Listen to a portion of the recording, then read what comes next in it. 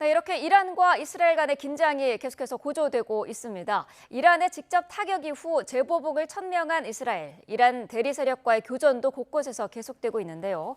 이스라엘에 있는 우리 교민들은 안전한지 현지 분위기 직접 들어보겠습니다. 최완병 이스라엘 한인 회장 화상으로 연결돼 있습니다. 회장님 나와 계시죠?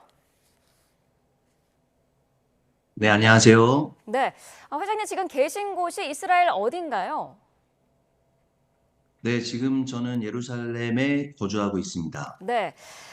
지금 지난 1일에 이란이 텔아비브 그리고 예루살렘의 대규모 미사일 공습을 감행을 했는데 그 이후에 지금 계시는 예루살렘의 추가 공습이라든지 이런 거는 따로 없었습니까? 네, 현지 시간으로 10월 2일 지난 화요일 날 이란으로부터 미사일 공격이 이제 있었는데요. 네. 네, 현재까지는 추가 공습은 따로 없고 안전하게 저희 집에 머물고 있습니다. 네. 대규모 폭격 당시의 상황도 궁금한데 그 당시에 공습 경보가 먼저 내려졌었나요? 어떤 상황이었나요? 현지 시각 10월 2일 저녁 한 7시 30분경에 먼저 문자로 대피 문자를 좀 받았고요. 네. 대피 문자 이후로 저희는 이제 방공호로 이제 들어가서 안전하게 지냈는데 그 이후 한 10분 후부터 이제 사이렌이 울리기 시작했고 사이렌이 한 4, 50분 정도 계속 울리면서 또 주변에서는 차량들이 또 이 주변에 멈춰 서서 안전한 나무 밑이라든가 또 건물 안으로 들어가서 대피를 하는 상황이었습니다. 네, 그럼 그 그런데 당시에 피하는 예. 과정 중에 네, 로켓이 떨어지거나 또 로켓이 폭파되는 소리들이 좀 계속 들렸습니다. 방공 후에는 어느 정도 계신 건가요? 몇 시간 계신 건가요? 네, 잘 못 방공 들었습니다. 그 당시에 그러면 방공호에 가 계셨다고 말씀을 하셨는데 몇 시간 정도 머물러 계셨나요? 아마 사이렌은 한 4, 50분 정도 계속 이어졌고요. 네. 저희는 이제 한 1시간 정도 머물렀습니다. 그리고 이제 해제 문자가 왔고 그 이후로 저희가 나왔습니다. 네, 그랬군요. 이스라엘군은 그 대부분의 공격을 막아냈다라고 밝혔고요. 그런데 SNS 등에서는 미사일이 떨어지는 영상들이 등장하기도 했거든요. 실제로는 어땠습니까? 네, 실제로 이제 밤하늘에는 저녁이었기 때문에 요격하는 그 아이언돔의 이 모습도 보였고 네. 또한 격추되면서 또 불꽃들이 보이면서 실제로 눈으로 육안으로 확인되는 그런 여러 네, 로켓 모습들을 볼 수 있었습니다. 네. 상당히 긴장이 되는 그런 상황이었던 것 같은데 지금이 이스라엘은 명절 연휴라고 그러더라고요. 네, 맞습니다. 어, 10월 2일부터 유대력으로는 이제 로시아샤나라고 하는 신년이 시작됐고요. 네. 4일 오늘 현재까지 지금 명절로 계속 휴일을 보내고 있습니다. 중동 지역에서 명절에 공격이 이루어지는 경우가 이번뿐만이 아니었던 것으로 알고 있는데 어떤 이유가 있을까요? 지난 7월 달에 이제 이스라엘이 이제 이란을 공격하고 난 이후로 이란이 이제 공격을 시사를 했었는데 그때에 이제 가장 가까운 유대 명절이 8월 12일 날이었던 티샤베아브라고 하는 성전 파괴일이 있었습니다. 그래서 네. 대부분의 많은 사람들은 아마 그때 공격할 것이다라고 했는데 실제적으로는 공격은 이루어지지 않았고요. 이번 이제 이란이 다시 이스라엘을 공격할 때 가장 가까운 이제 유대인 이제 명절이 바로 이번 신년이었기 때문에 이번에 이제 공격했다라고 이야기를 합니다. 근데 아마도 이 명절이 되면 유대인들은 이제 많은 이동들이 또 일어나고 또 많은 사람들이 함께 모이는 그런 명절이기 때문에 그런 명절에 더 큰 타격을 주기 위해서 아마 이 명절을 노린 것 같습니다. 네. 이스라엘은 지금 강력한 보복을 천명을 하고 있습니다. 이란의 핵시설이나 석유시설을 타격할 것이다 이런 얘기도 나오는데 현지 정부에서 뭐 발표나 언론 보도 같은 건 어떻게 나오고 있나요? 현재 이스라엘 총리인 네타냐후 총리는 재보복을 시사했고요. 네. 또 우리를 공격한 것은 이제 가장 큰 실수다라고도 이제 언론을 통해서 이야기를 했었습니다.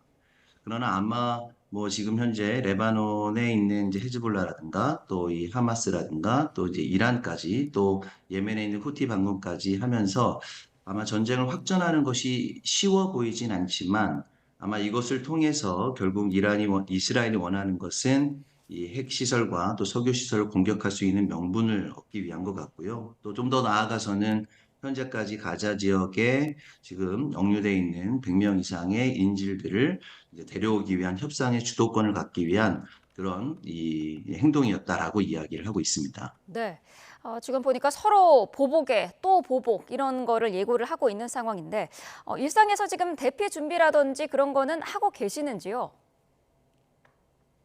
네, 이스라엘은 이제 각 건물마다 집 안에 한 방이 방공호로 준비되어 있는 경우도 있고요. 또 네. 건물의 지하에 방공호가 준비되어 있기도 합니다. 그래서 현재 방공호 안에는 이제 비상 간단한 식량이라든가 또 물을 이렇게 이제 배치해 놓고 언제든 또 계속 문자로 가급적이면 방공호 주변으로 머물러 있어라라고 하는 문자들이 오고 있는데요. 그래서 이제 그런 비상시를 대비해서 그렇게 좀 준비를 하고 있습니다. 네.